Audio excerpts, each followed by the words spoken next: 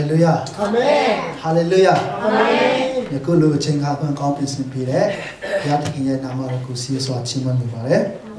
So Joe Dini at the God when are you put to the question and put in your song are the Majan Sakaro, Dotan Jan, a country says shit, a canny Nesse Ganipima, Nesse Dipchipare, Dotan Jan country says shit, a canny Nesse Ganipima, Nesse Dipchipare, Tinapapane. Ludi Mimi no e Atine 1 PRE Mimi no Kando e she one when ya e Shadi Ateti Chine Shinchinku Suya e Shago Nite to delay Shai Atiku Saya e so Dijan Seku Dijan Cheku Chikan Pima Ludi Mimi Shai Atiku Saya e Sureta Dane Name so no book are you put in a so general patore jan chet no totan jan proverbs every proverbs tema di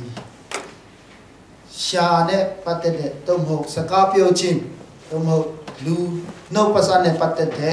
aya bo no tri pi tha la a chain paung 150 ကျော်တိတိတွေ့ရတာဖြစ်တယ်ပေါ့နော်ဒီ proverbs tema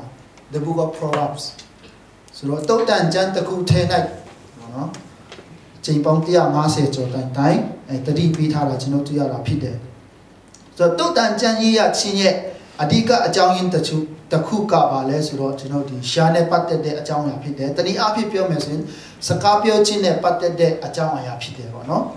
စကားကိုဘယ်လိုပြောရမလဲဘယ်လိုမပြောရလို့စသည်ဖြစ်ကျွန်တော်အတိစိတ်ပညာရှိတွေကဒီမှာ proverbs ထဲမှာတွင်တင်ထားတာကျွန်တော်တွေ့ရတာဖြစ်တယ်နောက်ဒီစကားပြောခြင်းပေါ့နော်အဲ့ဒါကြောင့်မလို့ကျွန်တော်ဒီစကားပြောခြင်းအထူးသဖြင့်ယုံကြည်သူတယောက်ရဲ့ပြောဆိုလိုက်တဲ့စကားကအမတန်မှရည်ကြည်တယ်အမတန်မှတကူးရှိတာဖြစ်တယ်အဲ့ဒါကြောင့်မလို့ကျွန်တော်တို့အနေနဲ့စကားပြောတဲ့နေရာမှာတမတရီရှိဖို့အမတန်မှရည်ကြည်တာဖြစ်တယ်ကျွန်တော်မြန်မာစကားပုံမှာလည်းရှိပါတယ်မြန်မာစကားပုံမှာဘယ်လိုဖော်ပြထားလဲဆိုတော့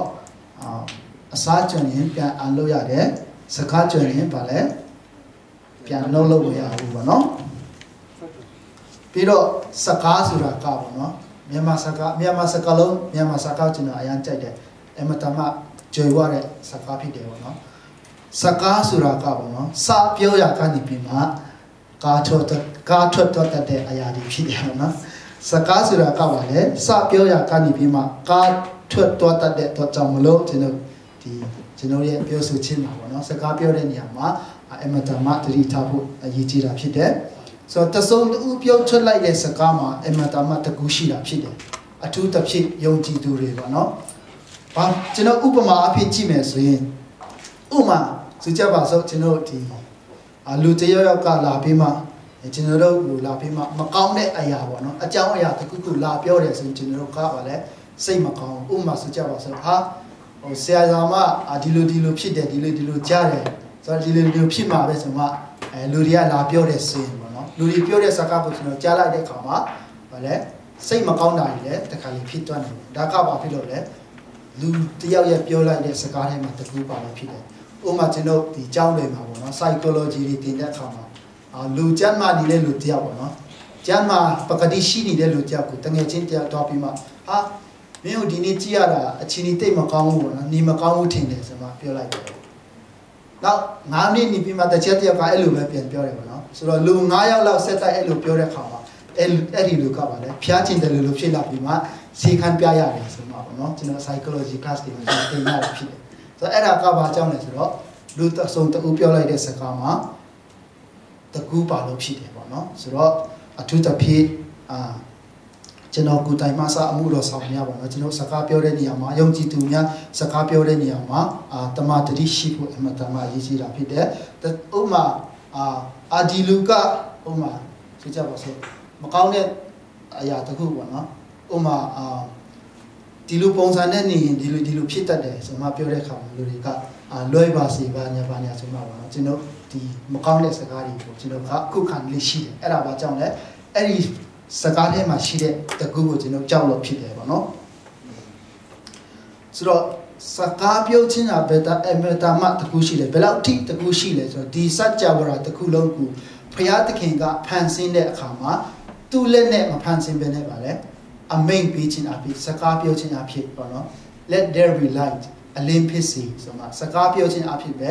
စัจ java တစ်ခုလုံးကိုဘုရားသခင်ကဖန်ဆင်းထားတာဖြစ်တယ်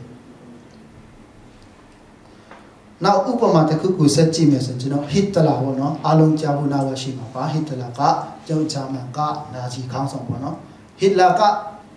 ဘုရားကိုမတီးတဲ့လူဖြစ်တယ်ဒါမဲ့သူကဘာလဲသူကြွေးကြော်ထားတဲ့တနည်းကြိုင်ငါတလောကလုံးကိုငါတိမ့်ပိုက်မယ်ဆိုမှကြွေးကြော်ထားတဲ့ဟစ်လာဖြစ်တယ်ပေါ့နော်ဆိုသူပြောတဲ့အတိုင်းပေါ့နော်တလောကလုံးကိုမတိမ့်ပိုက်နိုင်ခဲ့တော်ညာလဲပေါ့နော်သူ့မှာဒီသူ့ရဲ့လှုပ်ဆောင်မှုအဖြစ်ဒီလောကကျွန်တော်ဒီဘယ်လိုခေါ်လဲတဝက်လောက်ကဘာတဝက်လောက်တော့တိမ့်ပိုက်နိုင်ခဲ့တယ်လို့ကျွန်တော်ပြောလို့ရတာဖြစ်တယ်အဲ့ဒါဘာဖြစ်လို့လဲသူ့ရဲ့ပြောဆိုခြင်းပေါ့နော်သူပြောဆိုတဲ့စကားမှာကျွန်တော်တကူပါတာဖြစ်တယ်ပေါ့နော်ဆိုတော့မယုံကြည်သူဟစ်လာပြောတဲ့စကားထဲမှာတောင်မှတကူပါတယ်ဆိုတော့ကျွန်တော်ယုံကြည်သူတွေပြောတဲ့စကားထဲမှာအမှန်တမ်းတကူပါတဲ့အတွက်ကြောင့်လို့ကျွန်တော်အနေနဲ့တတိထားဖို့အမှန်တမ်းအရေးကြီးတယ်နောက်ကျွန်တော်ရဲ့အသက်တာပါပေါ့နော်ကျွန်တော်ငယ်ငယ်တုန်းကကျွန်တော်အိမ်မှာကျွန်တော်ငယ်နာမယ်ပေါ့နော် nickname ကျွန်တော် nickname ကပါလဲဆိုတော့ဆရာဆောင်ပေါ့နော်ဆရာဆောင်လို့ခေါ်တယ်အိမ်ကနေငယ်ကလေးကဆရာဆောင်လို့ခေါ်တယ်ဆိုတော့ကြီးလာတော့ကြီးတော့ကြောက်ပါလေဘုရားသခင်ရဲ့မှုတော့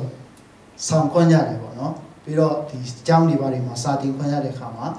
တကယ်လဲဆရာဖြစ်သွားခဲ့တယ်ပေါ့နော်အဲ့ဒါကအဓိက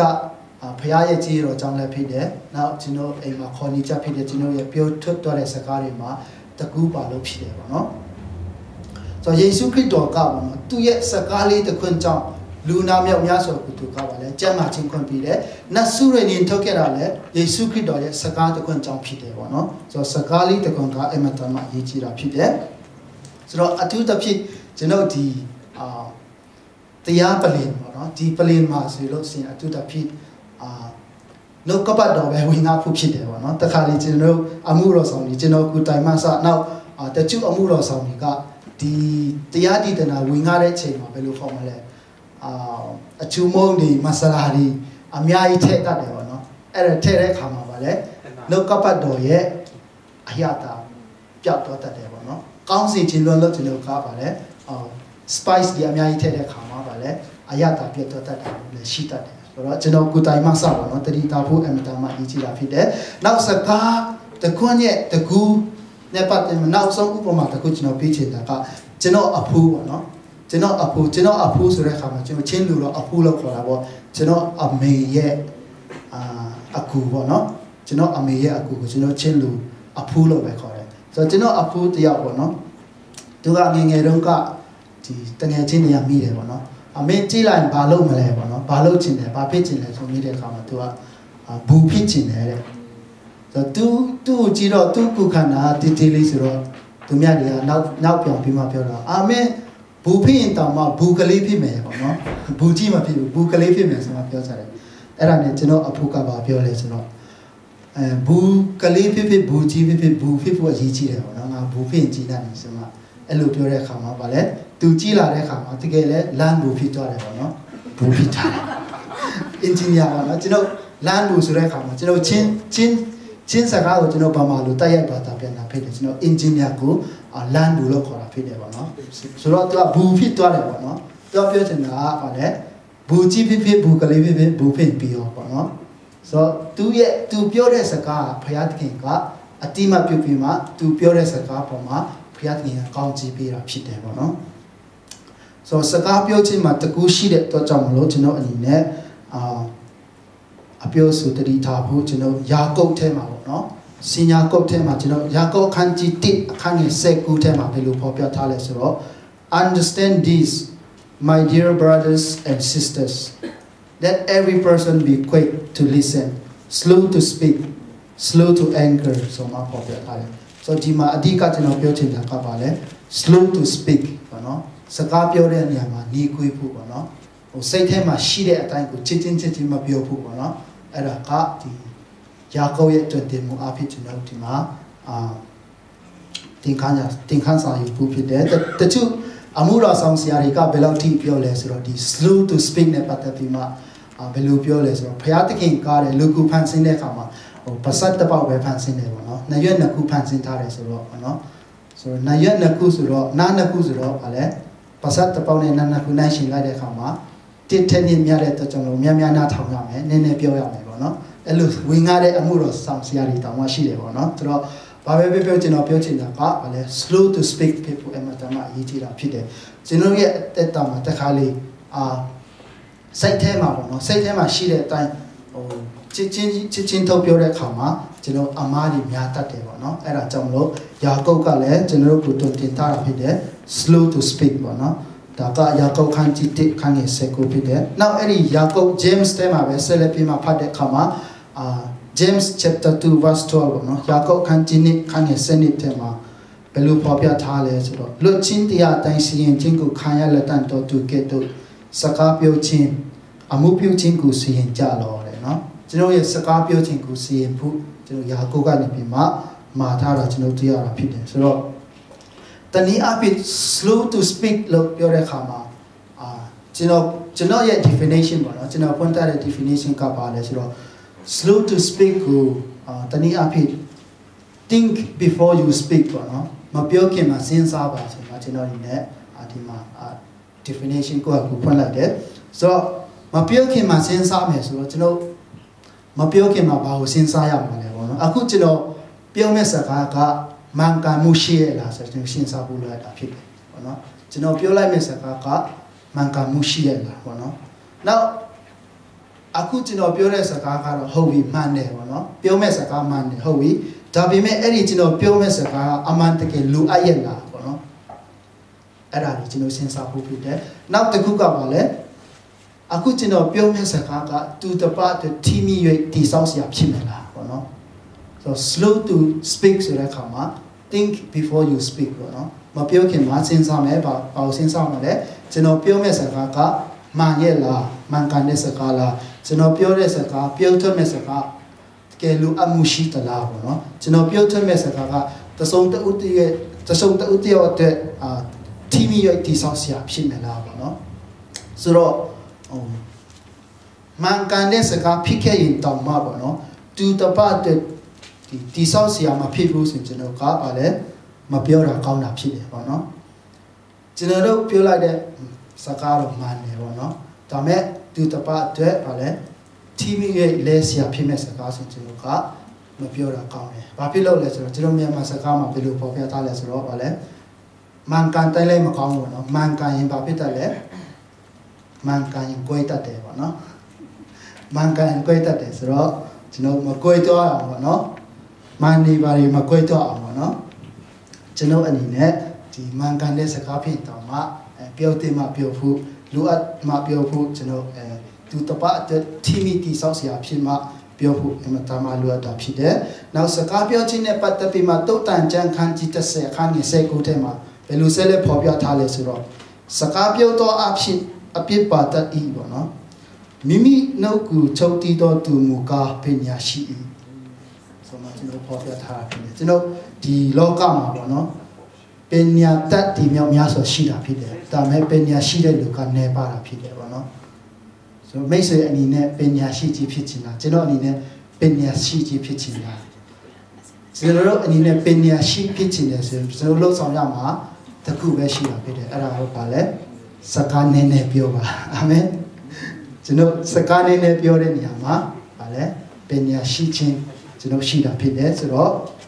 စကားများများပြောရင်များမှာတယ်များမှရင်ပြဿနာများတယ်ပေါ့နော်အဲ့ဒါကြောင့်မလို့တုတ်တန်30ထဲမှာပြောတကယ်တော့ကျွန်တော်စကားများတော့အဖြစ်ပါတတ်ဤဆိုတဲ့အခါမှာကျွန်တော်ရဲ့ဒီရှာနုပစတ်ကိုချုပ်တီးဖို့အမှန်တမ်းရည်ကြည်တယ်နောက်တုတ်တန်ခန်းကြီး7ခန်းငယ်20ထဲမှာလည်းကျွန်တော်ဘယ်လိုဖော်ပြထားလဲဆိုတော့တိတ်ပန်အတတ်နဲ့ပြီးဆုံးတော်သူဒီစကားမများတတ်ဆိုမှဖော်ပြထားတယ်နော်တိတ်ပန်အတတ်နဲ့ပြီးဆုံးတော်သူဒီစကားမများတတ်ဆိုမှဖော်ပြထားတယ်နောက်တုတ်တန်ခန်းကြီး23မှာဘယ်လိုဖော်ပြထားလဲဆိုတော့မိမိတို့နဲ့ရှာကိုစောင့်တော်သူဒီမိမိစိတ်ဝိညာဉ်ကိုဒုက္ခနဲ့ကင်းလွတ်စေခြင်းမှာစောင့်လာရပြီဆိုမှဖော်ပြထားတယ်နောက်တစ်ခုကတုတ်တန်ခန်းကြီး29အခန်းငယ်20မှာဆက်လက်ပြီးမှဘယ်လိုဖော်ပြထားလဲဆိုတော့တတိမရှိပဲစကားများတော်သူရှိလေတူဒီမျောလင်းစရာအခွင့်ရှိသည်ထက် မိုက်တိုးတူ၌တာ၍မြူလင်းစရာအခွင့်ရှိ၏